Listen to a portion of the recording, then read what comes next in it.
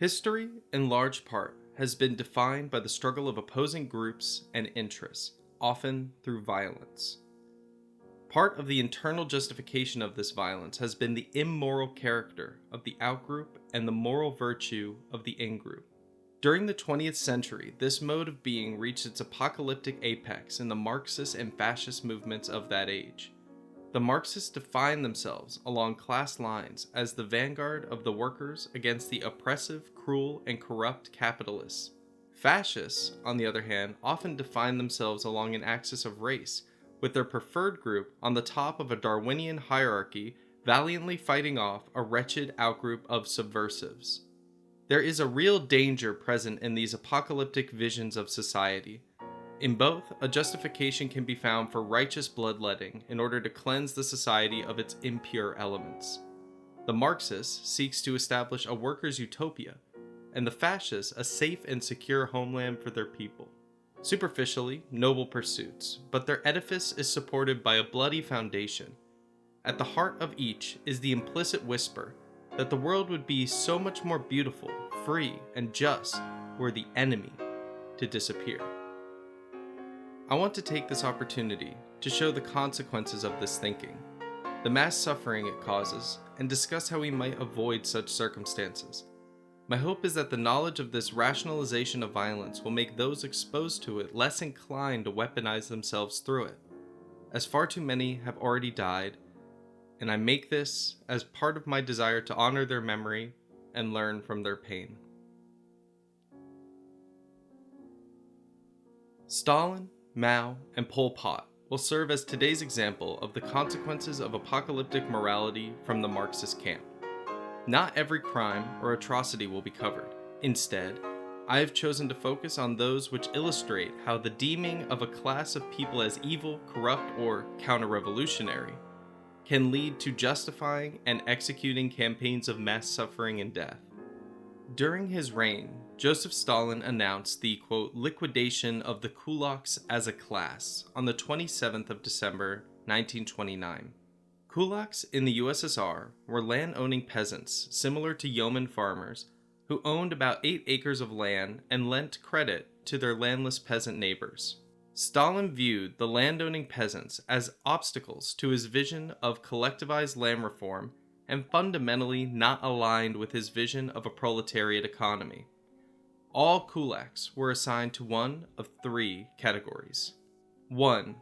Those to be shot or imprisoned as decided by local secret political police.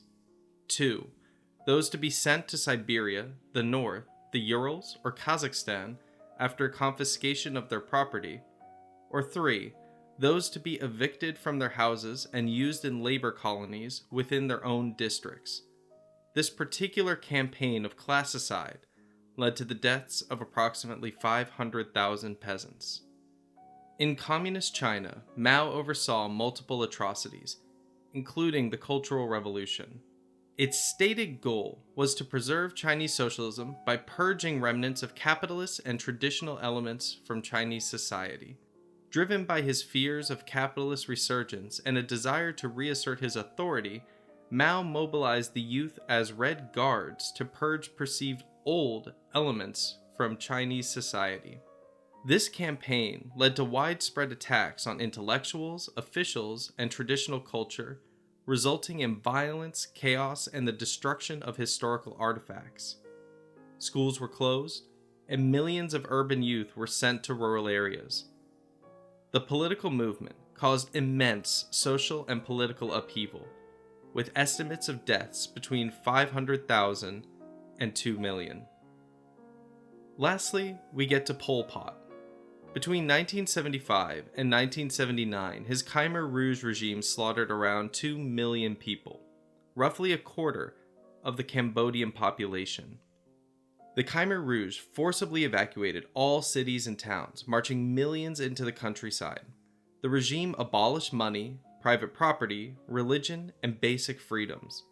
Families were torn apart, and individuals were subjected to forced labor, starvation, torture, and mass executions in the infamous killing fields. The S21 prison in Phnom Penh became a notorious center for interrogation, torture, and death. Even children were indoctrinated and forced to commit atrocities. The scale and barbarity of these actions constitute one of the most severe genocides of the 20th century.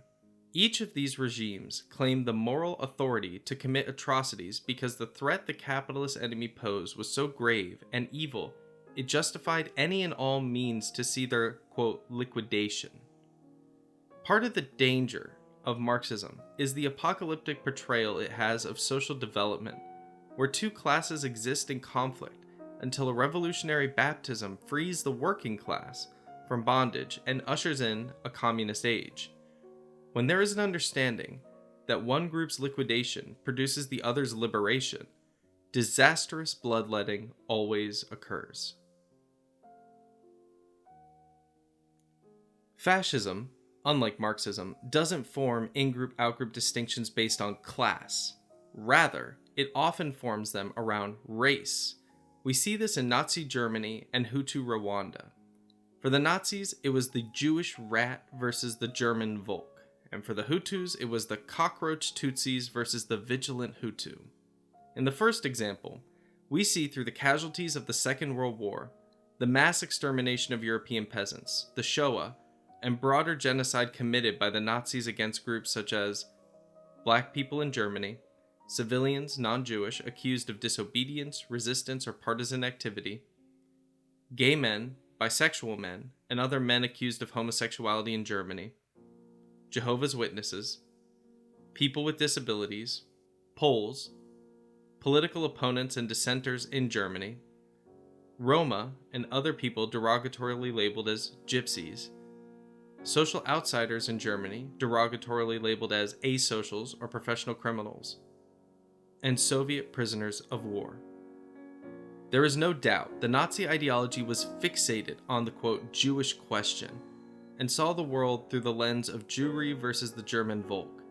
The consequences stretched far beyond the Jewish community, with the total death toll between 15 million and 20 million. The belief in one group's inherent moral and cosmic superiority to others created conditions of mass death so pronounced the crime of genocide was established in its wake. The Hutu power movement was a radical ethnic supremacist ideology that emerged in Rwanda, promoting the idea of Hutu ethnic superiority and fueling deep animosity towards the Tutsi minority. This ideology dehumanized Tutsis, portraying them as cockroaches and an existential threat to Hutu dominance. In a horrific culmination of this extremist ideology, the Rwandan genocide unfolded rapidly after the assassination of President Juvenal Habyarimana in April 1994. Over approximately 100 days, Hutu militias and ordinary citizens, incited by Hutu power rhetoric, systematically murdered an estimated 500,000 to 800,000 people, primarily Tutsis, but also moderate Hutus and Twa. These are the dire consequences of attributing morality to the essence of people groups and liberation to the extinction of a particular group. Marxists and fascists see themselves as resolving the tensions found in history, but this is a fundamentally flawed view. There is never any resolution to history. Only the genuine annihilation of all life could achieve such a goal. Change is a constant. Events precipitate reactions and counter-reactions which escalate beyond the scope of their inception. Politics is not a problem to be solved. It is essential to the project of human civilization. Interest groups will form, assert power, fight amongst themselves, and, at times, commit horrific acts of violence. But this violence is not inevitable. It represents the cessation of confidence in politicians, rule of law, and popular sovereignty. These three pillars, representation, law, and democracy, form the foundation for peaceful coexistence in a modern society. They facilitate the intercourse of ideas and interests which produces politics in a liberal society. It is no surprise the common enemy of the Marxist and the fascist is the liberal. Simply put, we must create space for understanding one another and provide platforms for interest groups, whether they be workers, capitalists, religious groups, academics, etc., to see themselves represented in the political order. It requires sacrifice to be made, which sees others at the helm of government when your party loses, and grace to be had when your party is victorious. It requires us to see all people as human beings and not render them down to mere avatars of good and evil, to take the leap of faith in the goodness of people while safeguarding against the cruelty they can devolve into. There is no other way. In the words of Patrick Henry, give me liberty or give me death. Thank you for watching.